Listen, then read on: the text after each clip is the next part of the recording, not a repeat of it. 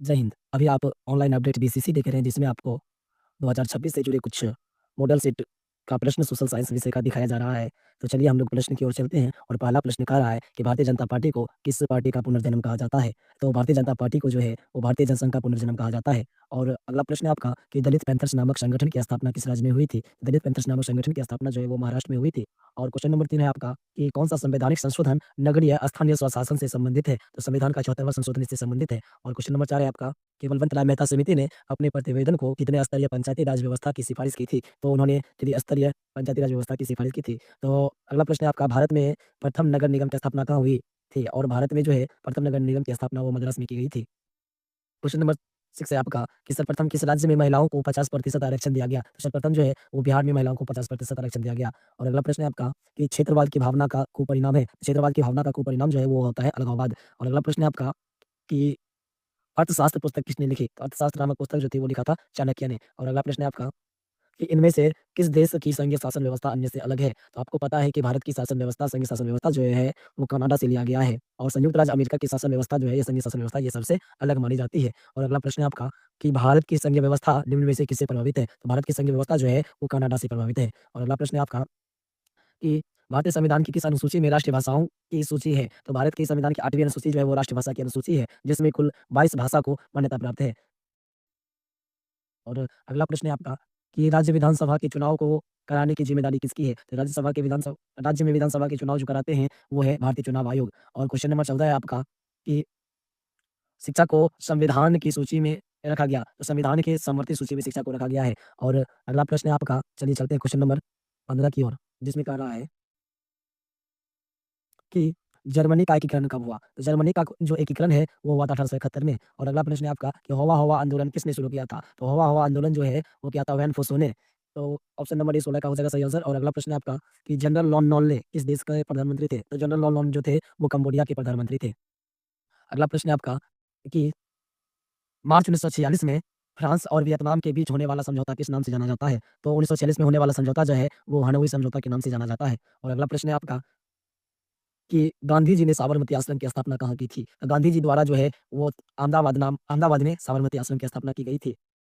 20 number का प्रश्न कह रहा है कि कांग्रेस के किस अधिवेशन में स्वशासन की जगह स्वराज का लक्ष्य प्रस्तावित किया गया? तो स्वराज का जो लक्ष्य प्रस्तावित किया गया था वो था नागपुर अधिवेशन में। और अगला प्रश्न है आपका कि दांडी यात्रा से किस आंदोलन की शुरुआत हुई थी? तो दांडी यात्रा से जो है वो शुरुआत हुई थी सविनय अवज्ञा आंदोलन की। और अगला प्रश्न है आपका कि गांधी जी ने किस गोलमेज सम्मेलन में भाग लिया था? तो गांधी जी जो थे, वो द्वितीय गोलमेज सम्मेलन में भाग लिए थे। और अगला प्रश्न है आपका कि फॉरवर्ड ब्लॉक की स्थापना किसने की थी? तो फॉरवर्ड ब्लॉक की स्थापना जो है, वो नेताजी सुभाष चंद्र बोस ने किया था। यानी 23 नंबर का ऑप्शन नंबर डी आपका सही आंसर हो जाएगा। अगला प्रश्न है आपका कि बंगाल विभाजन कब और किसने किया? तो बंगाल विभाजन जो है 1905 में किया गया था। और यह जो है लॉर्ड कर्जन द्वारा किया गया था। तो ऑप्शन नंबर ए आपका सही आंसर हो जाएगा। 25 नंबर का प्रश्न कह रहा है कि निम्न में से कौन मित्र राष्ट्र नहीं है? तो मित्र राष्ट्र में जो शामिल थे, सोवियत संघ भी शामिल थे, जिसको अभी वर्तमान में हम लोग रूस कहते हैं, ब्रिटेन, फ्रांस ये सब शामिल थे। तो इसमें जो था जर्मनी शामिल नहीं था। यानी 25 का ऑप्शन नंबर बी आपका सही आंसर हो जाएगा। अगला प्रश्न है आपका कि स्वराज पार्टी का प्रथम सम्मेलन कहाँ हुआ था? तो स्वराज पार्टी का प्रथम सम्मेलन जो है वो इलाहाबाद में हुआ था। क्वेश्चन नंबर 27 आपका कह रहा है कि इनमें से किसे पावरलूम का आविष्कार किया था? इनमें से किसने पावरलूम का आविष्कार किया था? तो पावरलूम का आविष्कार जो है वो एडमंड कार्टराइट ने किया था। ऑप्शन नंबर सी आपका सही आंसर हो जाएगा। अगला प्रश्न है आपका कि न्यू डील नामक नवीन आर्थिक नीति कहाँ लागू हुई थी? तो न्यू डील नामक आर्थिक नीति जो है, यह अमेरिका में लागू की गई थी। ऑप्शन नंबर बी आपका सही आंसर हो जाएगा। अगला प्रश्न है आपका कि 1991 में सोवियत संघ के विघटन के उपरांत कौन-सा देश महाशक्ति के रूप में उभरा? तो संयुक्त राज्य अमेरिका यानी यूएसए जो है, वो महाशक्ति के रूप में उभर कर सामने आया था। और अगला प्रश्न है कि इनमें से कौन-सा देश दक्षेस का सदस्य नहीं है? तो दक्षिण एशिया का एक संगठन है जिसमें कुछ देशों को शामिल किया गया है। इसमें जो है इंडोनेशिया दक्षेस का सदस्य नहीं है। और 21 नंबर का प्रश्न कह रहा है कि रूसो किस देश का रहने वाला था? रूसो जो है वो फ्रांस का रहने वाला था। चलिए तो 32 नंबर का प्रश्न कह रहा है कि अल हिलाल का संपादन किसने किया था? तो अल हिलाल का संपादन जो है वो किया था मौलाना अबुल कलाम आज़ाद ने। अगला प्रश्न है कि गुटेनबर्ग ने सर्वप्रथम किस पुस्तक की छपाई की? गुटेनबर्ग के द्वारा जो है सर्वप्रथम बाइबिल की छपाई की गई थी। 34 नंबर का प्रश्न कह रहा है कि महात्मा गांधी ने इनमें से किसका संपादन किया था? तो महात्मा गांधी जो है उन्होंने यंग इंडिया का संपादन किया था। और अगला प्रश्न है आपका कि काउंट कावर को विक्टर एमिनियल ने किस पद पर नियुक्त किया था? तो काउंट कावर को विक्टर एमिनियल ने प्रधानमंत्री पद पर नियुक्त किया था। तो चलिए 36 नंबर का प्रश्न है आपका कि वियना सम्मेलन की मेजबानी किसने की थी? तो वियना सम्मेलन की मेजबानी जो है वो ऑस्ट्रेलिया के चांसलर मेटरनिख द्वारा किया गया था। तो सही आंसर हो जाएगा आपका डी नंबर। अगला प्रश्न है आपका 37 नंबर कि आंतरिक विद्रोह को दबाने के लिए रूस में किस संगठन की स्थापना की गई थी? तो रूस में एक पुलिस का संगठन बनाया गया था, गुप्त पुलिस का, जिसका नाम है चेका। और अगला प्रश्न है आपका कि भारत में उपभोक्ता संरक्षण अधिनियम की घोषणा कब की गई? तो भारत में उपभोक्ता संरक्षण अधिनियम की घोषणा जो है वो 1986 में की गई थी। ऑप्शन नंबर ए 38 का आपका आंसर सही हो जाएगा।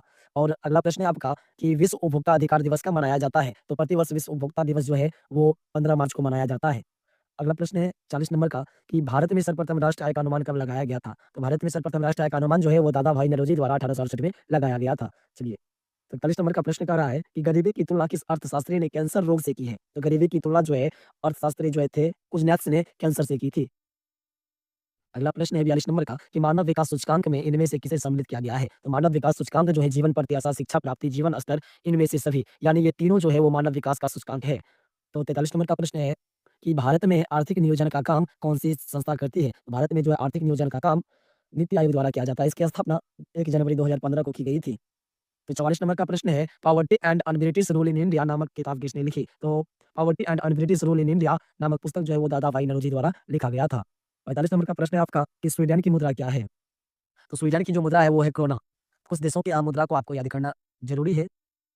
तो क्वेश्चन नंबर 46 है कि निम्नलिखित में से कौन भारत का सर्वोच्च बैंकिंग संस्थान है? तो भारत का सर्वोच्च बैंकिंग संस्थान जो है वो आरबीआई यानी भारतीय रिज़र्व बैंक है। तो 47 नंबर का आपका प्रश्न है कि मानव के सर्वांगीण विकास एवं सामाजिक आर्थिक विकास के लिए सबसे महत्वपूर्ण तत्व क्या है? तो शिक्षा जो है वो मानव के सर्वांगीण विकास के लिए सबसे महत्वपूर्ण माना जाता है। तो 48 नंबर का प्रश्न है कि इनमें से कौन भारतीयों के जीवन निर्वाह का मुख्य साधन है?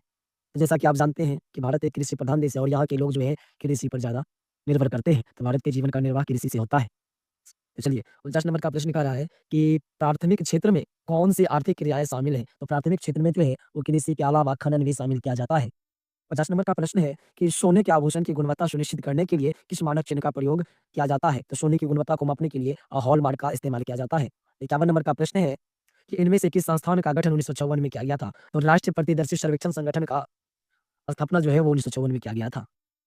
अब हम लोग प्रश्न संख्या 52 को देखते हैं, जिसमें कहा जा रहा है कि मौसमी बेरोज़गारी पाई जाती है। तो मौसमी बेरोज़गारी जो है मुख्यतः कृषि क्षेत्र में पाया जाता है। तो यानी 52 का ऑप्शन नंबर बी आपका सही आंसर हो जाएगा। 53 नंबर का प्रश्न कह रहा है कि अर्थव्यवस्था का गुण है, पूंजीवादी अर्थव्यवस्था का जो गुण है, इनमें से सभी है। प्रश्न संख्या 54 कह रहा है कि तरुण भारत संघ का संबंध किस राज्य से है? तो तरुण भारत संघ का जो संबंध है, वो है राजस्थान से। प्रश्न संख्या 55 है कि रूस के सहयोग से भारत में किस विद्युत संयंत्र का निर्माण किया गया? तो रूस के सहयोग से भारत में जो है, वो है कुंडनकुलम परमाणु विद्युत गृह का संयंत्र लगाया गया। अगला प्रश्न है आपका कि प्रारंभिक जीविका कृषि को किस नाम से भी जाना जाता है? तो प्रारंभिक कृषि को जो है वो झूम, पामलो, दीपा अन्य नामों से भी जाना जाता है। तो इनमें से सभी जो है वो प्राथमिक कृषि के नाम हैं। प्रश्न संख्या 57 है कि डेक्कन ओडिसी किस राज्य में चलाई जाती है? तो डेक्कन ओडिसी जो है वो महाराष्ट्र में चलाई जाती है। 58 नंबर का प्रश्न है कि भारत में वायु परिवहन का राष्ट्रीयकरण कब किया गया? तो भारत में वायु परिवहन का जो है राष्ट्रीयकरण वो है 1953 में किया गया। इंदौर बंदरगाह किस राज्य में स्थापित है? तो इंदौर बंदरगाह जो है वो तमिलनाडु में स्थापित है।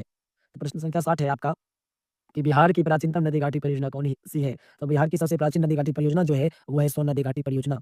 अगला प्रश्न आपका कि नंदा देवी राष्ट्रीय उद्यान कहाँ स्थित है? तो नंदा देवी राष्ट्रीय उद्यान जो है, वो उत्तराखंड राज्य में स्थित है।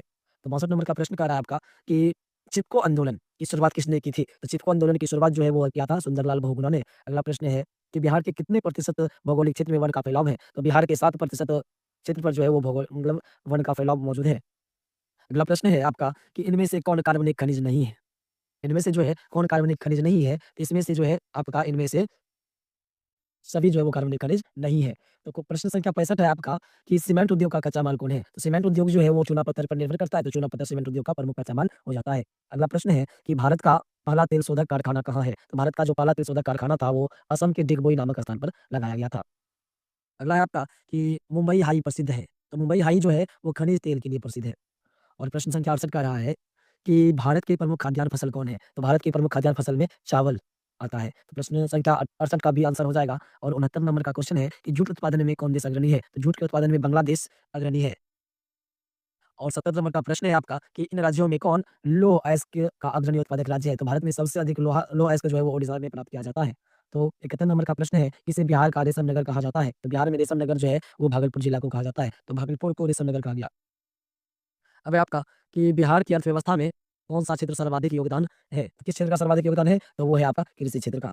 चलिए 73 नंबर का प्रश्न कह रहा है कि बिहार की बड़ी त्रासदी में से कौन एक है? तो बिहार में सबसे अधिक जो है वो बाढ़ आती है, तो इसलिए बाढ़ हो जाएगा आपका सही आंसर। 74 नंबर का प्रश्न है आपका कुशवाहा तटबंध किस नदी पर बना है? तो कुशवाहा तटबंध जो है वो कोसी नदी पर बनाया गया है। और 75 नंबर का प्रश्न है, सतलज नदी पर कौन-सा कृत्रिम जलाशय बनाया गया है? सतलज नदी पर जो है वो गोविंद सागर कृत्रिम जलाशय का निर्माण किया गया है, जिसमें जो है भाखड़ा नंगल बांध का निर्माण किया गया है और यह भारत का जो है सबसे ऊँचा बांध माना जाता है। और 76 नंबर का प्रश्न है आपका कि आपदा प्रबंधन का प्रमुख घटक कौन है? तो आपदा प्रबंधन का जो प्रमुख घटक है, वो स्थानीय स्वशासन, स्वयंसेवी संगठन, गाँव मोहल्ले के लोग, ये सभी है। इसलिए ऑप्शन ही गलत है आपका, इसका सही आंसर हो जाएगा आपका ऑल।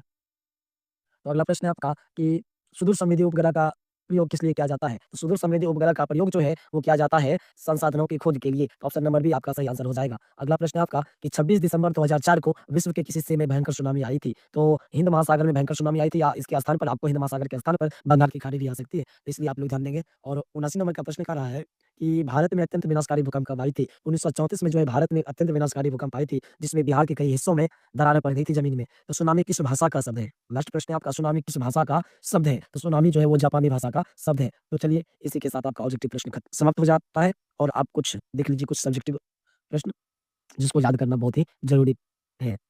तो चलिए, तो स्क्रीनशॉट लेते जाइए। अगला प्रश्न आगे आपका सभी विषयों का ले लीजिए स्क्रीनशॉट।